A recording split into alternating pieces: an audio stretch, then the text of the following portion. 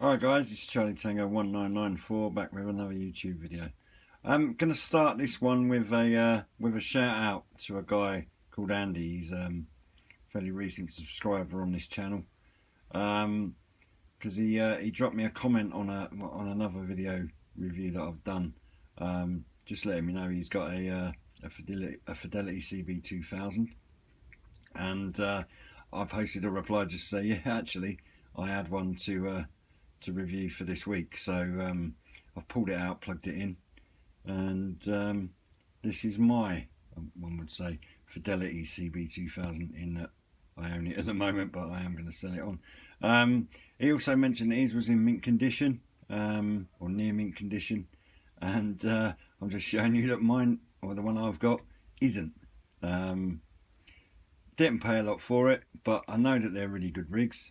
I've made comments before that they're based around the same board as the I think the Rotel 240, RVC 240, and the Harrier CBX, and I would have liked a bit more from it. I mean, it is showing quite a lot of signs of wear and tear, which I don't really mind, to be honest, because you know, a lot of them are pretty old rigs.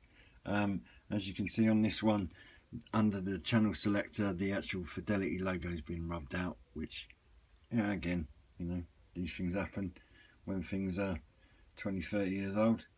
But this one's got a few problems, unfortunately.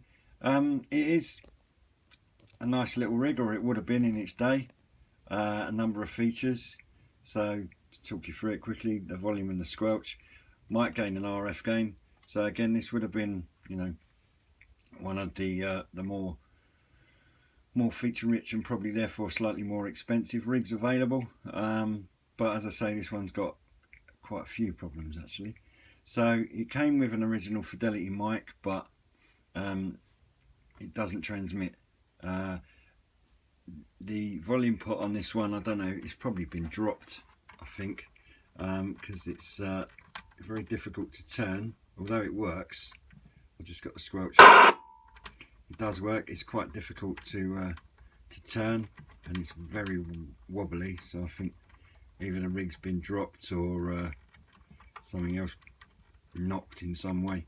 And if it were just that, it would be a usable rig. Apart from the fact that I think, I'm just going to retest it. The signal meter just about lights up, so the bulb's very dim, but the needle's dead, so there's no signal meter on this one. Does receive, that I can give it, but the biggest problem is the volume, and obviously, you know, that you can't transmit. And what I've found is when I've got the volume, in fact I can hardly move it at all at the minute, hang on. When I've got the volume right up there, yeah, it's not doing it so much now, but there's just strange kind of little sounds coming out of it, so I do think there's something a bit more seriously wrong with it. But in its day, as I say, it would have been a nice little rig, and shame that it's not in better condition and fully working.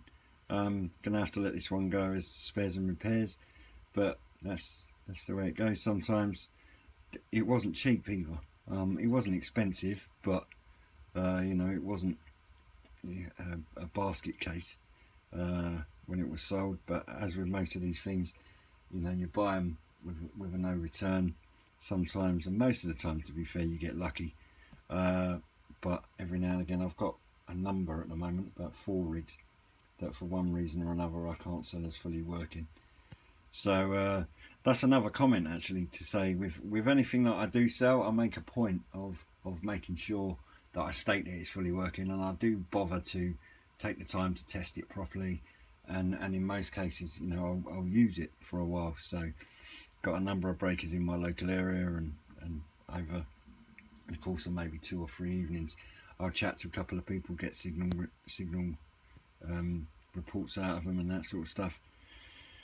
So you know, if you are buying from me on eBay, if it says that it's fully working, then that's because it's been properly tested, or not in a lab, but you know, I'll have used it just to confirm it's all working. And if I do come across any issues, I always list the fact that, you know, it's got a problem here or there. I let a rig go recently that didn't have an internal speaker, so I sold it with an external one that you just plug in, because that was the way around that little problem.